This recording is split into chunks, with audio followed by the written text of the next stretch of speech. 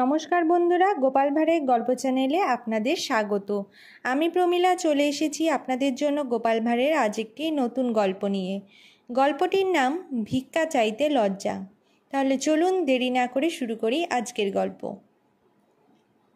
একদিন গোপাল বাড়ির ভেতর এক জরুরি কাজে ব্যস্ত ছিলেন।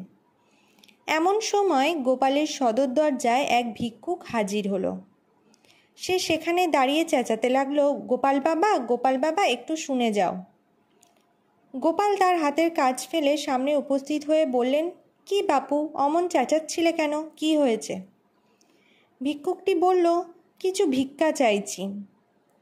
গোপাল বিরক্ত হয়ে বললেন, ভিক্ষার কথা তো চেঁচিয়ে বলতে পারতে, আমার স্ত্রী তোমাকে চাল দিয়ে বিদায় করতে পারত। আমি ভাবলাম কি জানি কি বলবে, হাতের কাজ ছেড়ে ব্যস্ত হয়ে শুনতে এলাম। ভিক্ষুকটি বলল, মাপ করবেন, আসলে চেঁচিয়ে ভিক্ষা চাইতে লজ্জা করে আর কি। গোপাল বললেন, বুঝেছি, এখন চলে যেতে পারো, ভিক্ষা পাবে না হে।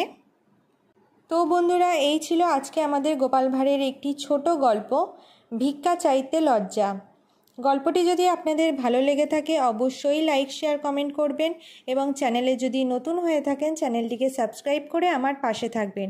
ফিরে আসবো খুব তাড়াতাড়ি নতুন একটি গল্পের সাথে। ধন্যবাদ।